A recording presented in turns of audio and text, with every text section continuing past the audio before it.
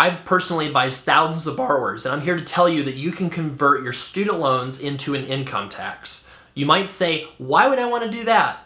The reason is because treating your student loans like an income tax makes your potential unlimited. You can do anything you want to do in your life. Nothing needs to hold you back from achieving the life goals and dreams that you've always wanted to do. Student loans do not need to be an obstacle anymore in your life if you treat them as an income tax. So I'm going to show you how to do this, why this is the case, why are student loans actually just an income tax in disguise. We'll talk about how just as you minimize income taxes and figure out ways and loopholes and deductions to take advantage of, you can do the same for your student loans, and what next steps you can take if you want to convert your student loans to an income tax. So first off, what is an income tax? You're just going to lose a percentage of your income to help fund government services, right? You have federal, state, and local taxes sometimes, and a lot of times it's withheld directly from your paycheck. So student loans are not withheld directly from your paycheck. You have to work with your student loan servicer to set up your payments, and then it's automatically deducted from your bank account most typically, right? You have to recertify your income every year if you're on an income-based plan, and if you're not on an income-based plan, you just have to pay the flat monthly amount that they tell you to pay according to what repayment plan that you and your servicer decided to set everything up on. So, income taxes, how do you minimize those? You would maybe hire a tax professional. For example, if you're a small business owner, you can set yourself up as an S corporation, legally dodge some payroll taxes that way, and maybe even take advantage of the small business tax deduction that got passed in the Tax Cuts and Jobs Act, which allows you to deduct 20% of your business profits for certain classes of businesses up to certain limits. So that's a great way to lower your taxes, right? There's other things you can do. One tax person I was talking with this year showed me how married filing separately for some individuals in certain income ranges could double your unemployment income exemption. So there's all kinds of loopholes and tricks you can use, right? If you really know the tax code, or you just hire somebody that really knows the tax code to allow you to lower that amount of money you're paying as a percentage of your income, okay? Now, in terms of student loans, how are student loans an income tax, and when do you want them to be an income tax? So in general, if you take your salary, multiply that number by 1.25. If you're in the private sector and you owe more than that number, so for example, you're making $100,000, your debt is more than $125,000, if that's you, then you might want to consider using your student loans as if it was an income tax. Now, let me explain why. Income-based repayment gives you the opportunity to pay 10% of your income towards your student loans, and after 20 years, that's forgiven. With the American Recovery Plan that President Biden signed in his first 100 days, they specified that student loan forgiveness would not be taxed for the next 5 years. Generally speaking, you have to pay income taxes on any forgiven student loan debt as if it were income in the year of forgiveness, which is a scary thing. We'll talk about that in a second. But if there's no tax bomb associated with forgiveness and you're just paying 10% of your income for 20 years, first off, are you really just paying 10%? No, it's actually less, and here's why. The government gives you a deduction of 150% of the poverty line before you have to pay 10%.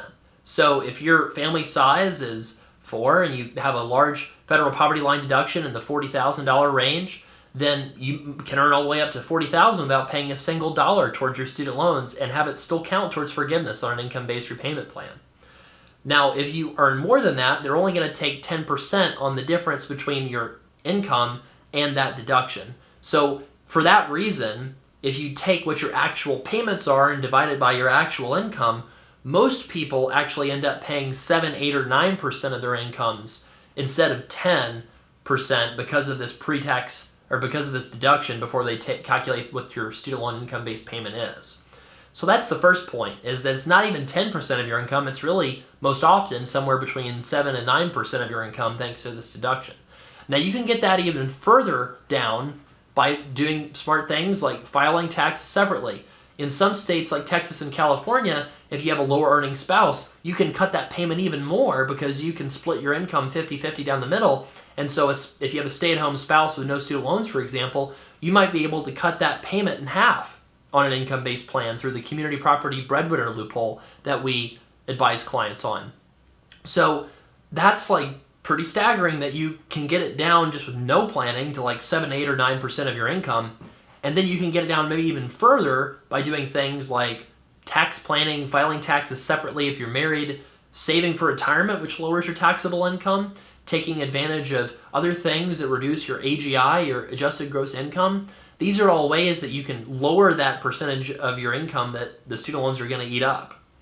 Now, let's say you can get your student loan payment down to a single-digit percentage of your income, say 6, 7, 8, 9%, something like that.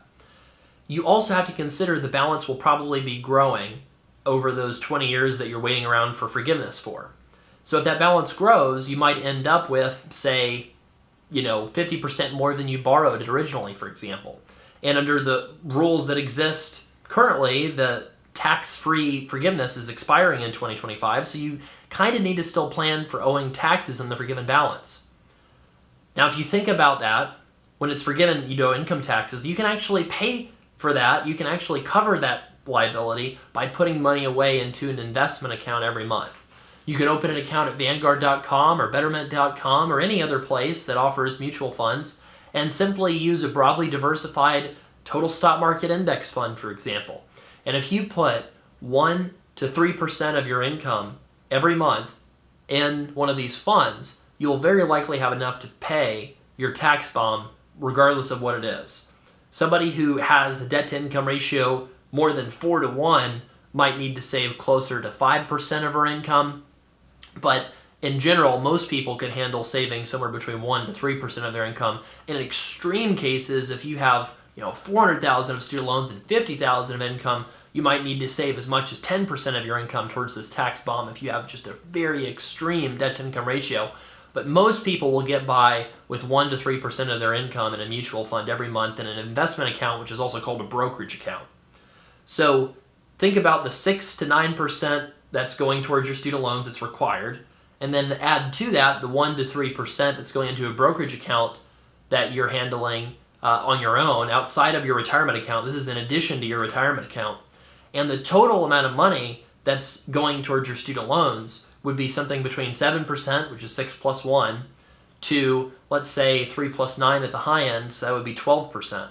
So something between 7 and 12% would cover your student loan burden for the 20 years that you have to make payments for, even if you owe a lot more than what you have in income.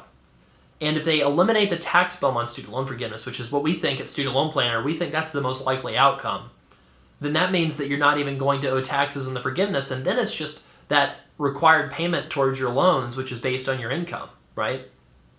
So if you're just having to pay 6 to 9% of your income, what you need to do is you need to run the math and predict your future income and look at what your payment would be if you paid your loans according to a fixed monthly payment every month. And you would compare the two costs and you would just say which one's cheaper. What we find is for people that are not in the public sector, because people in the public sector have an additional layer of complication to evaluate because of the Public Service Loan Forgiveness Program, for people that work either part-time or work full-time in the private sector, then you would just look at that math and say, well, most people that are going to have a debt-to-income ratio above 1.25 to 1, most people would probably benefit from treating their student loans like an income tax. And when you have the most complicated student loan picture, you have the biggest balance, think about it like this. The more complicated your income, the more complicated your business structure, the more complicated your personal finances, the more benefit you get from hiring a professional to help you minimize your tax burden, right?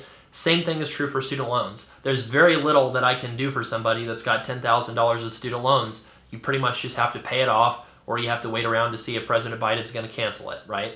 But if you have more than $100,000 of student loans, all kinds of paths open up to you. Should you refinance? If so, what strategy should you use? If you're married, should you file taxes separately or should you file it jointly? How much should you save for retirement compared to how much should you be putting away for the tax bomb? What of the almost a dozen repayment plans should you be selecting and why?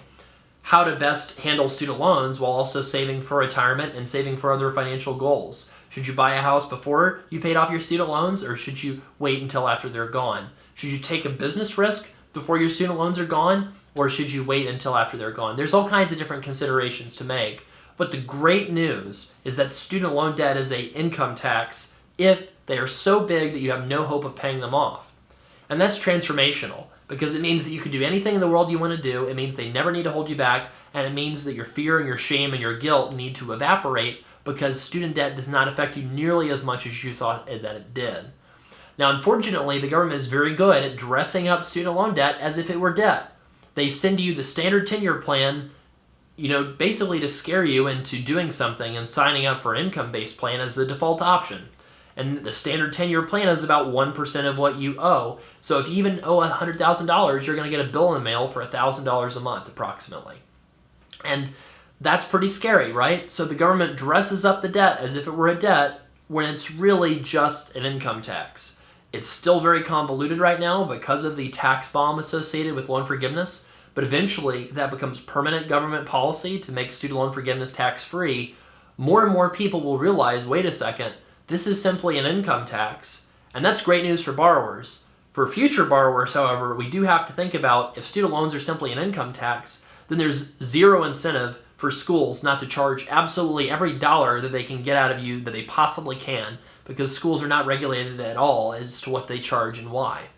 So that's not your problem. You want to focus on your debt and figure out your financial situation. StudentLoanPlanner.com can help. We've got a team that has personally advised over $1 billion in student loans for thousands and thousands of professionals like you, and we would love to make a custom crafted plan for your situation. So reach out to us at StudentLoanPlanner.com/help if you want to get help with your student loans. And if you want to learn about more tax savings and tax strategies for student loan borrowers, watch our next video on the student loan interest deduction and how to best maximize it. Thanks so much. I'm Travis with Student Loan Planner.